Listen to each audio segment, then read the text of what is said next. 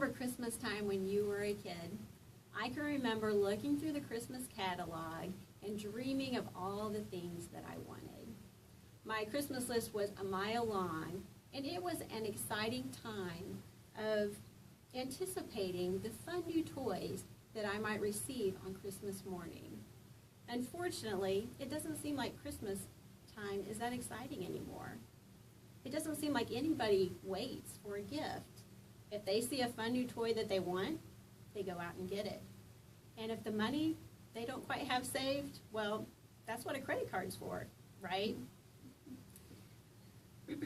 And when you ask someone what they want for Christmas, the answer is usually money. Well, today, I want to talk to you about the importance of having a budget that works for you. I'm going to share with you how a budget can give you power, how it can enable you to live a healthier, happier life, and I'll explain how to design a budget that meets your specific needs.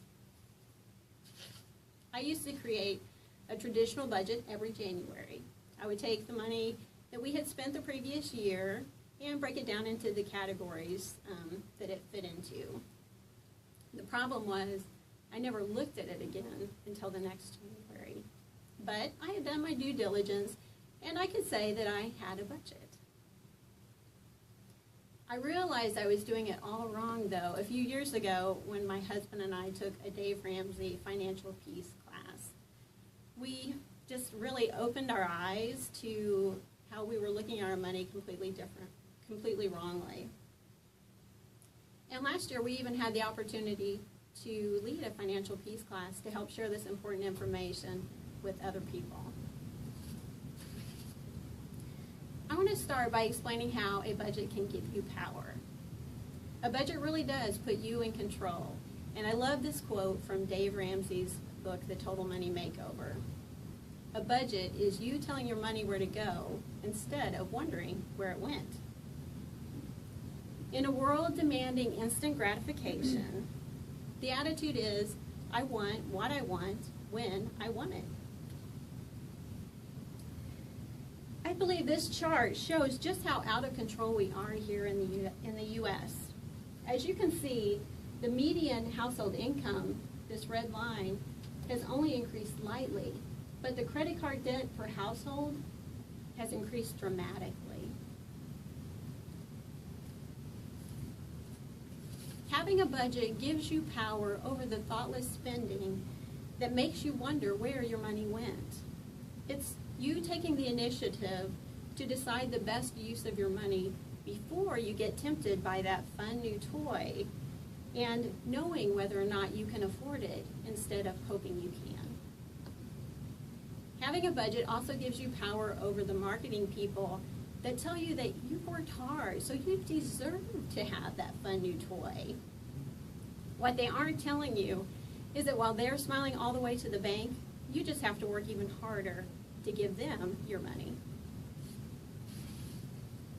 And having a budget gives you power over life's emergencies. There will always be expenses that come up. The car breaks down or a family member has an unexpected medical expense. Forbes actually lists unexpected expenses in their top 5 reasons why people go bankrupt. Having a budgeted emergency fund gives you power over those emergencies so that they don't turn your life upside down. In addition to power, a budget can enable you to live a healthier, happier life. An article on WebMD by Jennifer Song states that those who reported higher levels of debt stress suffer from a range of stress-related illnesses such as ulcers, migraines, back pain, anxiety, depression, and even heart attacks. And I want to share with you this profound quote by Lynette Kafani Cox. She says, "The true cost of debt and financial problems isn't just the interest rate that you pay to MasterCard and Visa. The true cost is the toll that it's taking on your life and your relationships." And finally, I want to talk about how to design a budget to fit your specific needs. You need to choose a format that works for you. I found that a zero-based budget works the best for me. This is basically giving a name to every dollar that you bring in and creating categories for the money that you need to spend and also the things that you want to save for, like vacation or that fun new toy. And then once you have every dollar that you bring in identified for a specific use. Some people use an envelope system where you put cash in categorized envelopes. And when, let's say, the food envelope is empty, then you know that you'll be looking in the fridge or the pantry the next time that you're feeling hungry. I do know that I don't throw near as many extra items into my grocery cart if I know I have a specific amount of cash to spend versus if I'm just going to swipe my card at the checkout. And these are only a couple different formats. There's many more to choose from, or you can create a system all on your own.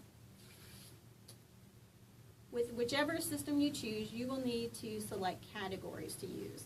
And these categories can be very specific, like you could say groceries and restaurants and lunch, but someone else might say, I'm going to wrap those all up into one category and just call it food. There's no set category list that you have to use.